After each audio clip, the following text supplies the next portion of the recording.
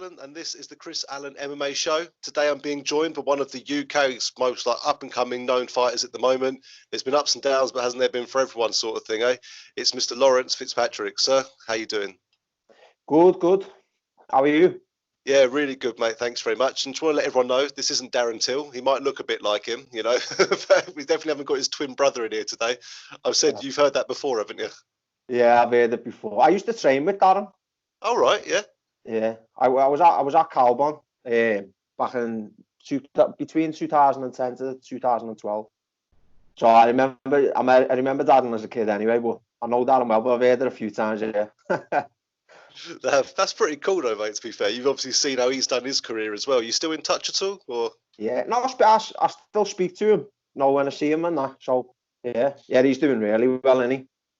Yeah, he's doing very well for himself, and obviously I was hoping to see him again on the recent UFC London card, but obviously no one's going to be on that one now. Obviously it's all long gone now, but it's a bit of a shame, really. So as a fighter yourself, obviously I know you're etching away to get another fight in there, you know, carry on your winning ways.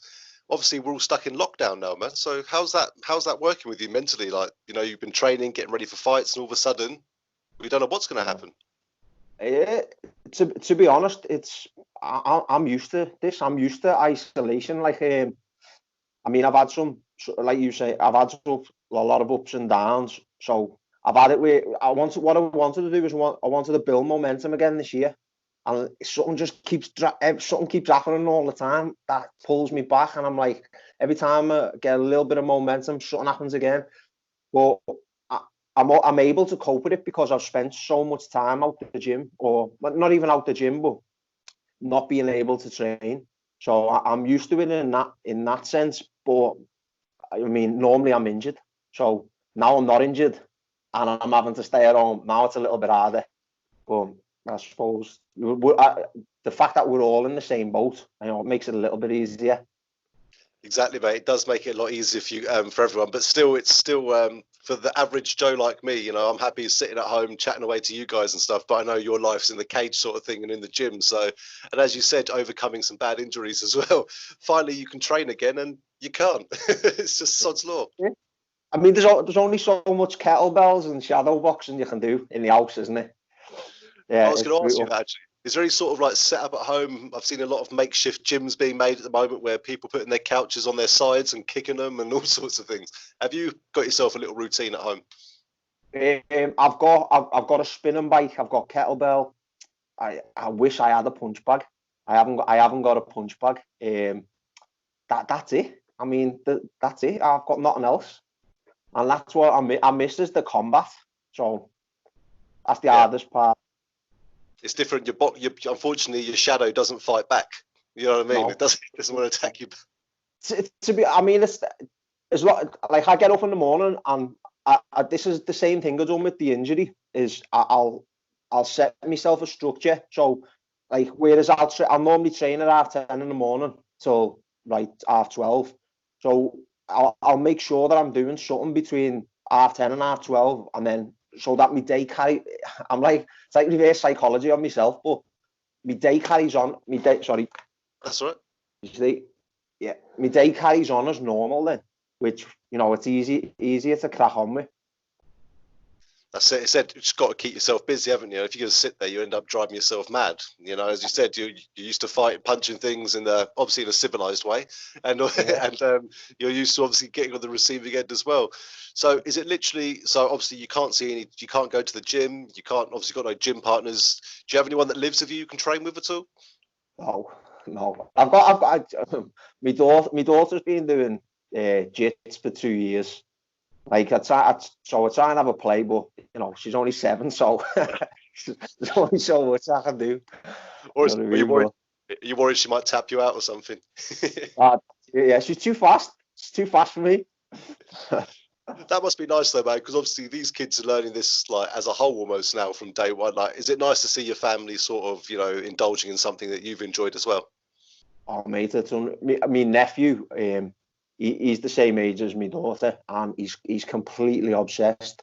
But like, now I'm seeing him evolve. Like, he competes a lot on doing jits, and I'm a bit too young to be doing MMA just yet.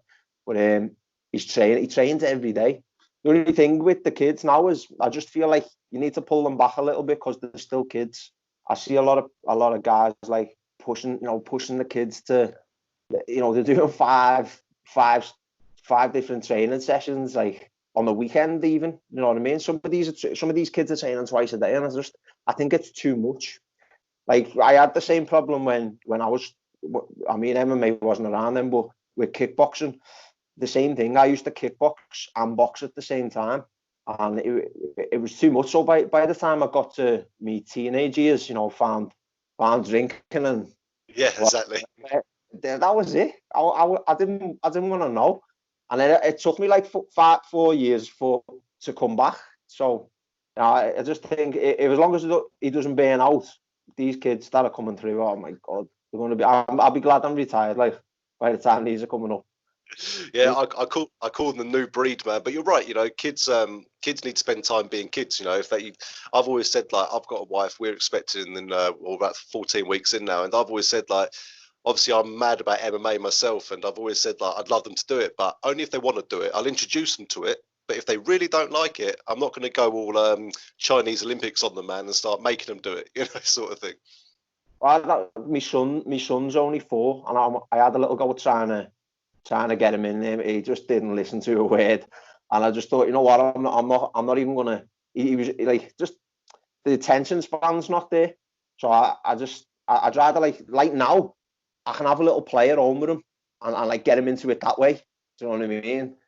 But that's nice. yeah. I mean, they get to see you as well on the TV and competing and stuff as well, which is always nice for them as well because they obviously see you as their Superman sort of thing. You go in there and fight, and getting your hand raised and things like that. That must almost obviously you don't want to see your kids. You don't want your kids to see you getting fighting, potentially getting hurt or anything, but they must see that sort of thing. Like when I was a kid, I was just watching all my elders play football and stuff. So that's what I wanted to do. No one was doing MMA. Yeah, that's it, isn't it? You want to do what your parents do, or your family, your uncles. Like you see them doing something, and it makes you want to do it. So yeah, I'll have a family full of them. Yeah, you'll have your own Ultimate Fighter team, mate. Do you know what I mean? You'll be all good. But some people say I'm wrong by saying this. Maybe it's because I'm from the South myself. But I've always said about MMA in the UK, it's the fastest growing sport, and I honestly believe it did mainly originate from up your part of the country. I think it built quicker in the north with the likes of Bisping. We had Ross Pearson from Sunderland. And obviously now we've got Darren Till, and there's many, many more obviously as well. Would you agree that up there is where it did sort of get more attention before it came to the south because of these guys? I think so. So I'll go back even further than that. So my coach Jason Tan, he was one of the first guys in the UFC. I think he was 2006, 2007. He's your coach, is he? Quality. Sorry to interrupt. He's my coach. Yeah, he's my coach. So, and then so I started in the Wolf Slayer in I think 2007, 2008, and Bisping was there. Paul Kelly. It was Paul Kelly who got me actually into MMA. And then when we moved to Calbon, the Wolf Slayer got burned down. When we moved to Calbon, there were 7 UFC fighters on the mat. Like back. This is going back. So like you're talking, it was Terry Etten, Paul Sass, Paul Kelly, Mark Scanlon. Who else was there? Paul Taylor. Yeah. He used to come down. Andy Ogle was training at Calvin. Andy Ogle, man, I forgot about him, man. Yeah, there were, and then there was so many guys on the mat, and then you used to have on the sparring days, and you used to have like the Sinclairs with Mark Glover. I mean, it was just a mat full of absolute killers, and that. I mean, that was back then. That was a long time ago. What was that, like 2010, something like that, 2011. I mean, that was a strong mat. Well, you got to think Michael Bisping was in the Ultimate Fighter. I think it was the third one. To be fair, the third ever one, or I might be wrong because he won that one, obviously. And Wolf Slayer was known as the biggest gym in the UK. Obviously, there's so many massive gyms in the UK now. Do you reckon that's why everyone flooded to obviously to Wolf Slayer due to the coaching and obviously the level of sparring partners and people to train with? I think so. Yeah, I think that would have brought it up that end. I think a lot of the gyms were in competition with each other as well back then. I mean, they still are, but back then, yeah, it was such a it was growing so quick, and like in the Wolf Slayer, they used to bring a lot of. I mean, Bigfoot Silver, when I first started, Bigfoot Silver was living in the Wolf Slayer. Okay, fair enough. Because I know he fought on didn't he fight on UCMMA or something? I think he might have done. Yeah, fought on Cage Warriors as well. That's it, Cage as well. Yeah. Back in the day, yeah. I mean, he was I mean, he was a beginner. He was a beginner then. Yeah. So I mean, they had a lot of guys there. So, but like I was a lightweight, and there was no lightweights there. There was no lightweights there. It was like the next weight class up was like middleweight, and and then there was a jump to heavyweight, and everyone was a heavyweight, and they didn't care either. It was brutal back in the day. Oh, well, I guess it's always better to be training with bigger people, because obviously when you get in there, you're thinking, God, who's this tiny person coming up against me, you know? Yeah, I mean, that was the mentality back then, is like, well, no one's going to feel like, you know, Tom Blackledge, or no one's going to feel like Mike Bisping or Mario Sukata, so, you know, you were good to go. That quality, like how like blessed, I bet obviously back then it wasn't so known, so how the word is blessed you feel that you were able to walk into a gym of that level at such an early age, you know, at such an early start of your career? Yeah, now I mean, now I look back and I think I had such good training partners, but like it was the knowledge as well. So the knowledge is soaked up. But back then was a fight mentality. It was like, you know, it was like old school mentality. It was when you got in there, it was like a straightener. Like the game's evolved so much since back then. Like now, you just, I mean, even like YouTube, you only have to go on YouTube, and you know you can learn anything on there. So it's evolved a lot. But in retrospect, the training partners back then they were amazing. Yeah, man, and what a foundation to build yourself on as well, and obviously it must give you the positive drive to, you know, get through and get to those get to the big level as well, sort of thing, which I know you really wanted this year to be. I've spoken to you in the past, you know, 2020 was going to be your year. Yeah, I think every year I've been saying that. Every year something happens. I think something's happened near enough every year, mate, since like 2011, 2012. There's been something that has took me away from the game. So what's made you want to? A lot of people are just, you know, given, I said, I've had enough of this sort of stuff, you know, whatever, I can't be bothered anymore, it's just absolutely destroying me. What keeps you focused and really want to keep pushing and pursuing this career? I have no idea. Brilliant. I have no idea. My wife said this to me the other day. She said like, you're just a sick man. Like, I have no idea why I keep going back. Like she was like, all the things that's happened to you, and you're still going. I think now is like, I understand I've lost the best years. Like me peak, I lost the peak of my career. You know, they were like my late 20s. You know, I was in the gym, I was absolutely flying, and I keep having the injuries that I sustain. I have to change my style all the time. But like, you know, I know what level I'm at from sparring with. I'm in spar with top guys around the UK, and so I know.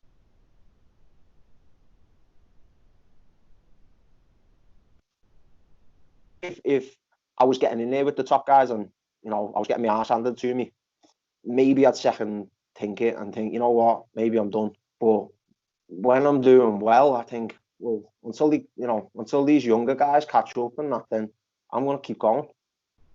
That's it. I love it, mate. That's what I love to hear, mate. And I said, what a great time to be involved in the sport. You know, it's said fastest growing sport in the UK at the moment. So yeah, it's great to see you still involved. I'd love to see more British fighters coming through. It's so American based and, you know, Brazil based and stuff like that, you know, the big names. And it's great to see how many big names are coming out of the UK now, you know, going for gold and things like that. Like when Bisping won that title, I nearly fell off my seat. Even though I was meant to be neutral as the media, I still fell off my seat. I was like, oh, I couldn't help myself. I was so happy for the guy, you know, and we finally got a belt brought back to the UK, mate. So yeah, mate, fair play, man. And again, you got to train with these people. So you're saying to me, like, you don't know why you're doing this at the moment, sort of thing, but let's go back a few years. Like, why did you initially, not MMA, but want to get into combat sports initially? Like, was there because I know back obviously I'm probably similar age to you, that most things on TV was like Teenage Mutant Ninja Turtles, Power Rangers, all this sort of stuff, you know, like, is that the sort of thing that you were watching and thought? You just said it. That was it. That was it. The Turtles. The Turtles and the Van Damme movies, you know, when we're going back and you know, Bloodsport, Kickboxer, them type of movies, Karate Kid, they you know, there was a massive influence back then to get into martial arts. So that was it. And everyone wanted to do karate back then. And so that's the path I actually started on, was karate. But yeah, man, Turtles. We all love the Turtles, man. I remember when I was a kid, it was called Teenage Mutant Ninja Turtles, and they changed it to Teenage Mutant Hero Turtles because Ninja was seen as like violent. I was like, piss off, mate. This is my childhood you're playing with.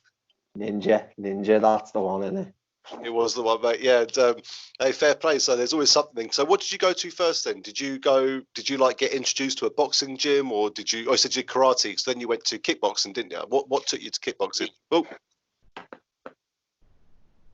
Yeah. So my dad was a boxer. My dad was an amateur boxer. So I was, you know, I was always playing with. In fact, I used to break his trophies by using them as action figures. I used to wear his gloves all the time. You know, so I was always into it anyway. But I started in freestyle karate, which is, you know, like Wonder Boy, Venom Page. Okay, yeah. Points karate. So I competed in points karate, and then as I got a little bit older, started competing in full contact, which is in a ring. And then I'd box as well, and that's what I'm. So like I was hard at it, like training stand up from you're talking from when I was 7, 6. I was fighting full contact. So we had a long time. Nice, mate. It's good to be doing something at such a young age as well, because it's better than hanging out on the streets and stuff. It's better to be going and learning a discipline, and also it teaches you discipline. Like I did judo from the age of 3 years old, you know, and I don't know, I was more scared of my sensei than my mum and dad, you know. So when I'd misbehave, yeah, 100% though, and the senseis back then, they were brutal. Like if you were late, that was it. You had to go home. Like you're not coming on the mat if you're late. Do you know what I mean? If you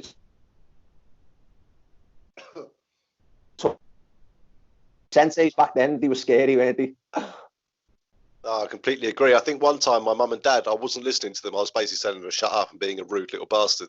And they took me down to the dojo and they were like, right, you can deal with him. And since that day, I've been like the godchild. You know, I've been so nice to them all the time. I wouldn't dare be horrible again. And I think it was all the belt whips and the sprints and all that sort of stuff, you know. There you go. Get your kids into some martial art. That's it, mate. So what obviously us lot being British, you know, we love our football and stuff, and especially up your part of the world, football's a huge game. Some of the biggest teams in the world, you know, are from your end of the woods, from your neck of the woods, mate. What kept you away from playing football and wanting to do boxing more? I did play football. I played football. I played football in school, and I played Sunday league as well when I was younger. I just on the weekends and stuff. I used to get sent off for fighting. It was there at a young age.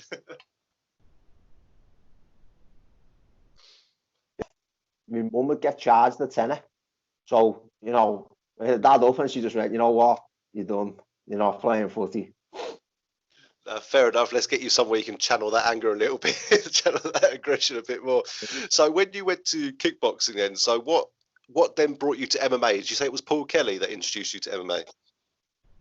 He started before me. And when he was, I mean, I grew up with Paul, and he was training all the time. You know, I was going out all the time, and then one day, same as everyone else, bit of a cliche when people say, you know, I used to watch the UFCs. Well, I watched the UFCs, and then, you know, it was always there. I thought I could do it. I thought I was fit. So, you know, the first session, mate, was just an eye opener as well to grappling, because I was fit, striking fit. So when I went to my first session, it was like a 5-minute roll. That was it. And it took 3 minutes in, mate. I had to get off the mat because I was going to throw up. I was like, oh my god, getting played with as well by by people like well lighter than me when I first went, and I thought, what is this? And that was it. Then I thought, that's it. That was the new challenge then, and fair play to you. So how did you find the transitioning from just going from stand-up to the ground game then? Obviously, you found out it was a bit tiring than you're bit more tiring than you're used to, sort of thing. But how did you find then learning jiu-jitsu and all that sort of stuff? Because I've seen your fights, you've got good ground game, you've got good ground and pound. I've seen you cut quite a few people up, So, how did you feel transitioning over to that side of the game? I found it easy. I found it really. I think I'm a striker, but I mean, this was back when I was a striker. I was just a striker. I don't know whether I prefer the ground game even more now. Like I'm open to it. So, I'm a brown belt in Brazilian Jiu-Jitsu. I've been training a long time. It's just I love it. That's probably the part I miss the most now is the grappling side. Like that's what I'm feeling now. So yeah. But like most of my last I don't know, my last four wins have all come by sub, I think. But it's just because it goes down there. I initiate the striking, and then my last four wins, the guys shot within the first 10 seconds in every single fight, and then we've ended up on the floor, and that's where I've got the win. So I'm open to going there. I like going there.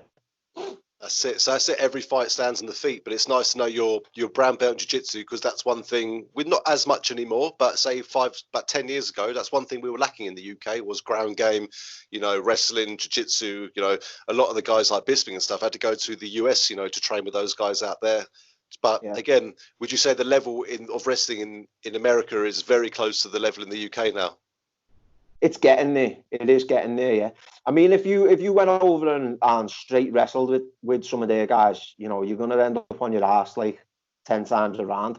But when it's MMA and it's wrestling, I think we've developed a strong wrestling game what's based to MMA. Obviously, if it was just freestyle, these guys will run rings around you. But it's MMA now, and I think we adapt the wrestling better in transition than they do. I mean, they have to adapt. A lot of their guys, they shoot southpaw, but then their stand-up stance is orthodox. Yeah. So they struggle. A lot of their guys struggle, whereas we're putting it together, the strike and the grappling. So I think that's where we've come on the most. I think we're up there now with grappling, towards grappling. You see it now in the UFC with the UK guys. Yeah, I'm trying to think who was there was a UK guy who went in there, and he was an absolutely phenomenal jiu-jitsu guy. It was one of his main things. I can't remember his name at all for the life of me. It's going to really bother me. Was it Che something? Oh, I forgot his name. But he was up your part of the world. He was unreal jiu-jitsu. He went in there and he just showed what the UK is doing as well, which is always, I think Tom Brees. That's what I'm thinking of. I think Tom Brees, he's the middleweight from Team Renegade. Yeah, he's good jit, yeah, black belt. Yeah. Like, I mean, going back, Paul Sass was. That's it. Sass. That's what I'm talking about. That's what I'm thinking of. Yeah. Yeah. So Sass was I think he won like 11 or 12 straight fights with a triangle back in the day. When he got to the UFC, he submitted a few guys. Heel hooked Michael Johnson. That was a good win for him. Yeah, Sass. He had good jits, yeah. Yeah, man, I miss these guys in the UFC, man. But again, it's nice to see they're passing on their talents to people like yourself, so we can still witness what's going on, And so, what's the plan for you then? Obviously, you don't know why you're in this, but what is your like views? Let's say there was no virus at the moment and we weren't on lockdown. Okay, what would be your plan for 2020? It would just be fighting like a good name. I need to be fighting and getting paid now. I need to be fighting and on these big shows. Like I see that, like not that I hold it against them because I don't. All them guys should be getting paid. Everyone should be getting paid who's fighting good guys. But I see guys that I know I'd beat and they're getting paid. So I want that. That's why I want to fight these guys. You know what I mean? So I want to fight on these big shows. That's it, and obviously you've had your a couple of opportunities in the big shows. We'll say big shows, the UK sort of big shows as well. And again, I honestly think from watching your highlight reels, watching your fights on YouTube and stuff, you're right. You very much deserve to be in there. You fought some tough opposition so far, but it's just a shame of the setbacks you had. So people who don't know about, obviously, if you don't mind talking about it, the injury that you sustained recently, just explain like how it happened and what happened to you. Like, what was the injury? My last injury. Yeah. My last injury was my shoulder. So I was 3 weeks out from fighting Kiefer Crosby on the Bellator Dublin card. It was 2 weeks out, I think. And just first couple of minutes into the first round, I think it was one of my last sparring sessions because I think after 2 weeks out, that's me done now. I don't spar again after that. So it was my last sparring session. Yeah, and I shot a takedown. I mean, it's a takedown I shoot all the time, but then one of the lads just sprawled on me and my shoulders just gone pop, pop, pop.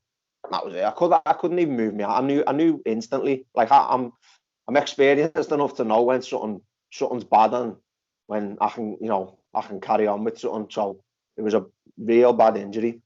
So I think I tore my labrum and I've torn the two main rotator cuffs in the back of my shoulder as well. Jeez, man. So how are you faring up now from that?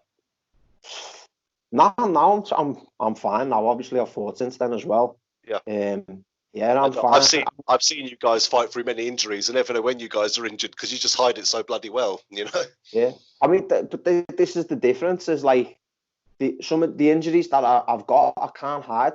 I mean, I was in like I'll just give you a quick rundown.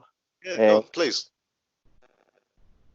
Yeah, back 2011, I had two severe knee injuries back to back.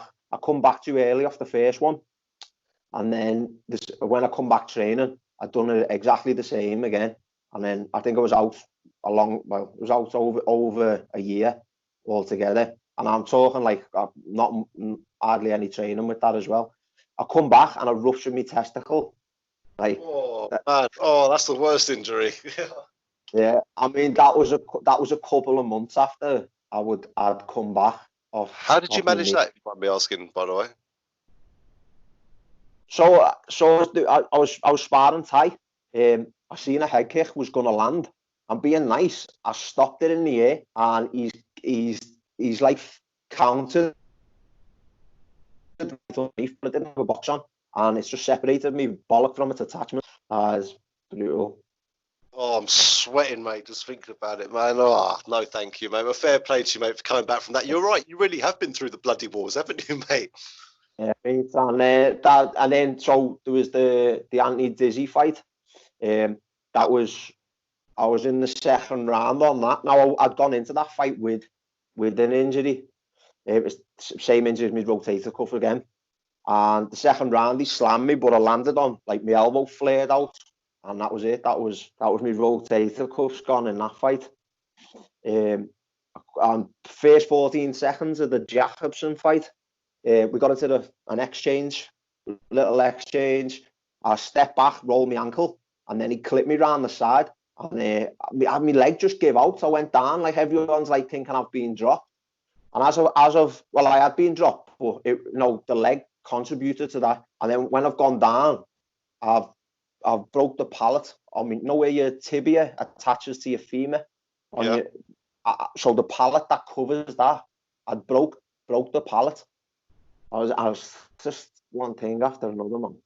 And I hope all that's behind you now, though. It said you've been through it all already, so at least if it ever happens again, God forbid, I hope it doesn't. At least you're mentally ready for how to get over those injuries and how to get back in there as well, man. But again, it's never pleasant, and I feel for you. You know, you've really been through the bloody wars, mate. And I just love the fact that you're still positive and you still want to get in there, you still want to compete. You know, there's no holding you back. Nah, that's it. I've competed my whole life, so. I feel like that's the one thing I feel like it's missing. I mean, that's the one thing I struggle with is like even now is I need a goal. I constantly need goals. If I've got something to look forward to, then I'm happy. Like now I need something to look forward to, like so I can control my weight because I can't stop eating. Do you know what I mean? So like, I'm like, I need something to look. I need to know when these shows are coming back. Yeah, mate. This exactly. I know the feeling you're saying about, you know, sitting around just eating stuff in your face. Luckily for me, I'm not a fighter, so I sort of can get away with it. But you might have to move up to middleweight at this rate. You know what I mean? But no, man. But again, but you got to think in the positive sides of it. You know, you got a Cage Warriors call up. You know, and unfortunately you got injured during the fight. You got a Bellator call up. You know, sadly, obviously the injury before that. So you know, you got to think to yourself. At least I'm getting noticed and I'm getting called up by these big organisations. It's gonna happen. It's, you know, I just want to now. I just want a nice clear path. No more of these injuries and things holding me back. I just want a clear path to fight.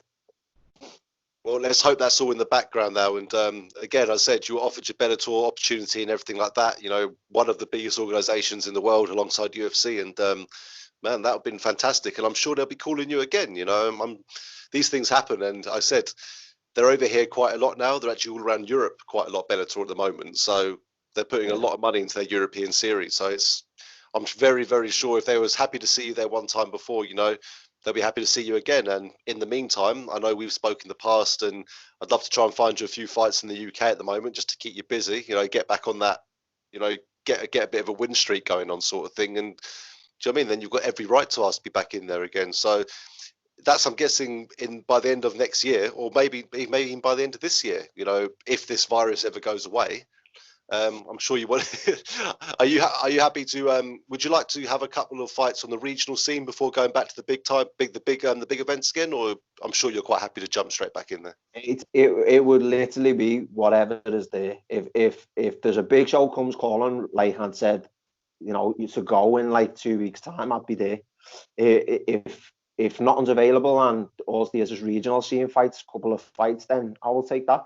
I'm not going to be picky and choosy. The only problem I have is I don't want to fight. I can, or I don't. Fight what? Sorry. I can. I don't want to fight no one with a losing record. That's the problem I have. So I get offered fights and like I'll look at them and I think nah, like I'm not going to get nothing out of it. So you know, I always want someone with a winning record. It's like sorry, mate. You go on, mate. As long as they got a winning record, then yeah, I mean that's fine. It's like climbing the ladder, like in the old fighting games. You're going up the ladder, but then why would you be here? They want to fight someone down there. You see what I mean, sort of thing. I've got no interest in feeding me ego. I want to fight because I want to test, or I want to see how much I've evolved. So I want to put the skills to the test. You know, going in and blowing someone out the water in 10 seconds. No, it's not. I go home and on the ride home, I'm like, oh, now put 12 weeks into that or 10 weeks into that. Gone. Exactly, mate. What, 5 seconds? I'm journeyman to fall over. You know, that's the last thing you bloody need. You know, and again, you're right. I can't see the satisfaction in this. Taking those fights and winning. Look, you could easily be 20-0 if you just fought those people your whole career. You know what I mean? 100%. Yeah, could exactly. That's one thing is like I had tough fights early on in my career, like not early on as in time wise, but early on as in like, you know, fought Charles Bennett when I was a 4-0, and he was coming off that 7-second knockout over Kimura in Risen. You know, took that fight and like I understood how dangerous that was back in the day, but again it made me happy because I thought to myself, like, imagine what I'm going to feel like the next day if I win this fight. Like, you know, he's someone that I've watched over the years in Pride and stuff myself. Like, so they're the type of fights that I want because I know what that feeling's like. That's it. I love the mentality. Unfortunately, there's not enough fighters like yourself out there. You know, I say there's plenty of them, but there's a handful out there who on Instagram. There's loads of them. Oh yeah. All they want to do is put their picture on a poster and share it to all their friends, and they pull out the last 2 weeks. That's all they do, man. I want to know where they get the personal photographers from. Where is that? I haven't got one of them yet. All right, work something out. I might go from doing interviews to being a personal photographer. So I'll just follow you around. We'll do the life of Lawrence. That has a ring to it, to be fair. It does, yeah. I like that. Well, I'll tell you what, I saw on YouTube actually. You had a good. I think it was a few years ago now. You had. I think it was when you were undefeated at the time, and you had like someone did an interview for you. Like they did like a few clips of your fights, and then a small interview with you, and then stuff like that. I forgot what it was now, but it was quite interesting to watch. I think that's where I thought about the Teenage Mutant Ninja Turtles thing. To be fair, because I think you mentioned it on there. Was it Fight TV or something like that? Yeah. Behind the Fighter. Yeah, that was quality. See, that's some of the biggest production I've seen for a fighter in like at this level in the UK. Honestly. Yeah, well, that was leading up to the Charles Bennett fight, so that's what that was for. But yeah, that was surreal. Man, you deserve it, mate. Why not, man? Everyone deserves their bit of exposure. And obviously, I saw what they did, and they must have spent a bit of time editing that, getting everything just right, man. So fair play. Again, getting the exposure you need. People are approaching you and wanting to interview you and stuff like that. And I've seen your name floating around for a long time, and thank you. As I said, I appreciate you coming on and chatting to me because, again, you have fought some big names. You don't want to have the easy fights. You want to get in there and beat some of the toughest people out there. And that is exactly the sort of people we need because, unfortunately, if you fight easy people your whole career, you'll get one loss against someone who's tough and realise, actually, maybe I wasn't good enough for this. Too right, yeah. I mean, that's the thing, isn't it? That's people realise this when then it reveals the truth. So, the truth, as long as you know yourself, it gets rid of all these people. That's it, mate. Well, all I can say to you is that just try and keep the weight down. If you're gonna, sorry, phones mate are a nightmare. Don't worry, mate. It's cool. Obviously, I can't wait to see you fight again this year. And I know you really want to get out there and just do, hopefully it'll be an injury-free year and next year and all the years to come. Because I think hopefully you've got all that out your system now. All that's happened now. That's done. So all you can do now is look forward and just, mate. I really hope you find some fights this year. And as I said, I know I do a bit of matchmaking for a few companies. I'm not going to start promoting everything, but no, 100%. I'd love to see you fight someone, and at least now I know if there's, I don't know, a 7-0 and 8-2 or something lightweight who wants it. At least I know that you're going to be like, I'll take that all day long. Yeah. I'll take that all day long. Yeah, that's it, mate. Well, I'll tell you what, man. I won't take any much of your time, but just do me a favour. Keep it lightweight, okay? So I can still look for fights for you at that weight, okay? and mate, all I want to do is just wish you the best of luck, obviously, I know you're in full recovery, but best of luck for the rest of your career, and hopefully it's injury-free. No more detached testicles. Oh, I won't forget that ever, by the way. That's but fair play. Thank you for having me on, mate. Oh. Sorry, mate. What was that? You cut off. Thank you very much. You cut off there, man. Apologies. What was that? Thank you very much for having me on. It's just gone missing there. Yeah. Nice one for having me on. No, mate. I said I appreciate you taking the time, but so it's not as if we haven't got a lot of time at the moment. But I still appreciate you taking time out of your day to have a go, mate. I really do. Oh, I think I lost you again. Oh no, there we are. Got you. The problem is, mate, is that everyone's on their Wi-Fi. Everyone's on their Wi-Fi at the moment, so that's what happens, isn't it? Everyone's sitting at home on their Wi-Fi, so everything's slow at the moment. Yeah, they're all upstairs. That's what it is. That's what it is, mate. Well, before I let you go, obviously, just quickly, anyone you haven't mentioned or you already have, just give a shout out to anyone who's helped you to get to where you are. Any training partners, gyms, feel free to say now. Yeah, just everyone at the MMA Academy, Liverpool. No, they've been with me through thick and thin with all the injuries and stuff. Perfect, man. And again, I thank you very much for coming on. Appreciate your time. And again, I cannot wait to see what this year, if we get out the house, has in store for you. All right, mate? Yeah, no problem, Chris. Nice one to have me on, mate. Cheers, mate. See you later.